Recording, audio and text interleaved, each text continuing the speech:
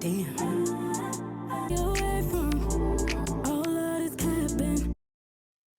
By now, I definitely hope you've listened to this song at least 5 times in your headphones or with your speakers.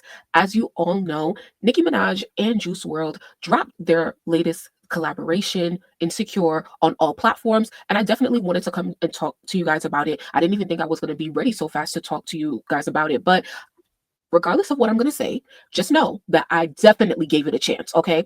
And so, what I want to do is we're going to get into how I feel about the whole song, about everyone's parts on the song, about the production. Y'all know the whole one, too. Okay. And I definitely want to know how you guys feel specifically about the production and, of course, on Nicki Minaj's parts. Okay. And if it's your first time on the channel, welcome. I'm Destiny. Here we're on the Barbology playlist because we're reviewing a track that Nicki Minaj just released. And on the Barbology playlist, that is where we cover all things Nicki Minaj, Barb's fandom. Okay, so that's where we are right now. Before we even get any further, I want to just express my appreciation for Juice World and his life and his artistry and his collaborations. Okay, now also when we talk about this song and we talk about Nicki's verse, we got to get into the shots that Nicki threw. Okay, I know y'all didn't miss those. Every time I talk, you know it's facts. Let's get right into it, okay? So, y'all know this is actually Nicki and Juice World's first official collab. We know that they've collabed before in the past. They have Arctic Tundra, which will probably appear on Nicki Minaj's upcoming album, her deluxe to the Pink Friday 2 series. So that is coming soon, okay? However, it's yet to be released. So I think that this is their first official collaboration. Oh, actually, no, they collaborated with Young Thug on Money that was released in 2023. So here is the song. It was released via Grade A Productions under exclusive license to Interscope Records. How would you guys rate the song from 1 through 5? I definitely want to know you guys' opinions on that. For Nicki, she talked about, and on Station Head, she talked about like the difference between doing a feature and really making a full song out of a collaboration. So how do you feel that Nicki was interwoven into the song? Do you feel like her verses was just like placed there, or do you feel like her placement in the song was intentional? Okay. My favorite part of the song, I honestly like the whole song, is when Nicki sings like, "Is there any way? Is there any way?" Okay, forgive me, it's late. My vocal cords are not all that right now, but I love how Nicki channels her femininity in a relationship with her vocal presence on this song. She does some vocal tricks on the outro, but it's hard to hear those because it's at the same time as Juice is still singing.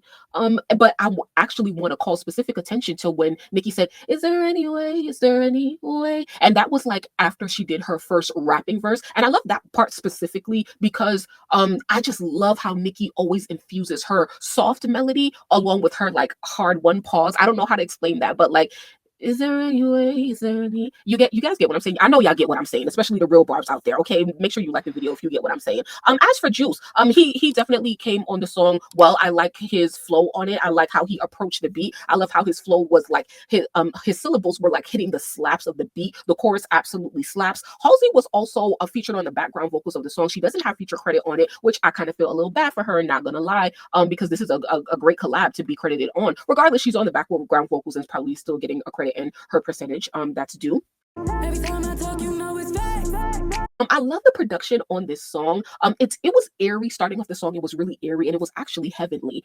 Starting off the song, and it actually had me uneasy because y'all know how I am about slow music. So when that beat dropped, I was like, "Oh, okay, we here," and it really slapped. Okay, and it really slapped on the chorus, but it wasn't really on the first verse, and that's why I was uneasy. I felt like the vocals were really heavenly throughout this song. The overall vibe and energy. Honestly, this is not really a song that I would listen to or put on my personal playlist. I do feel like Juice World was a troubled soul, so I personally couldn't really listen to his music because in any artist where I feel like they're a troubled soul and they're going through things, I channel their pain. I'm a Pisces, I'm an empath, so I channel people's energy and I channel their pain, which is why I'm not drawn to slow music and more emotional music. And if I am drawn to emotional music, it's from a specific people, specific artists, specific songs, not just any old thing. So I don't really identify with him as much, nor do I really want to be in the place where it feels like Juice World is. You get what I'm saying?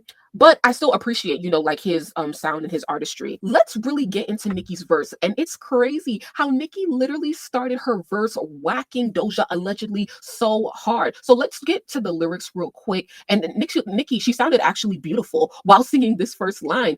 She said, "Bitches screaming demon time like they was possessed. Let's keep it real, bitch. You know you was just obsessed." Okay, but it's a no. So it's definitely giving Doja Cat. A lot of people are circulating a lot of names right now around social media. Some people think it's Megan and Beyonce. say, I think delusional.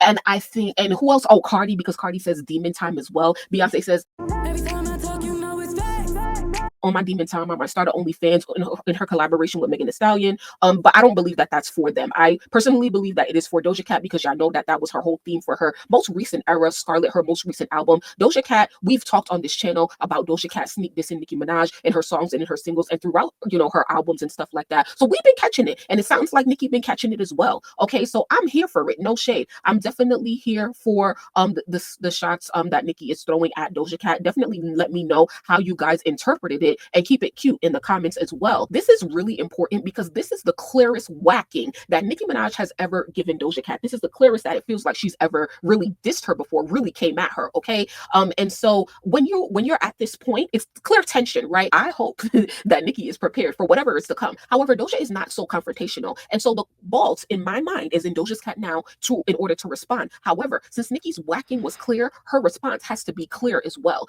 because we're putting it on record now. And then that's how you kind of get into, the space of doing diss tracks and stuff like that. But Doja, you got to stand on it. If you're going to, do something, if you're going to say something, you have to stand on it, and you have to stop taking it back in interviews, because as a rapper, you have to stand on what you say. And if you feel like you can't do that, then don't walk down this path. Okay. I don't know if you want to spar with the queen. Every time I talk, it's time for you to decide if you want to stand on it and go to war, or if you'd rather keep it a silent war. And Doja, if you do keep it a silent war and take back your disses in interviews, no shade, but I will lose some respect for you. Y'all know that Doja album is coming. Doja been working. Doja been the other day she released some song titles allegedly from this upcoming album she's working on. So who knows when it could come? Who knows? Will she respond? When she will respond? How she will respond on a single or in a deep cut on the album? Anyway, though, let's get back to like the main event. Nicki Minaj and Juice WRLD. Make sure that you guys go purchase the song on iTunes and stream it on all platforms. I will have playlists linked in the description below, and we will keep up with the chart performance on the song. Overall, guys, I would rate this song about like a 3.75 out of 5, and it definitely grew on me. Even though it hasn't been out so long yet, it's getting support from Spotify on a lot of their playlists, on a lot of their new music playlists.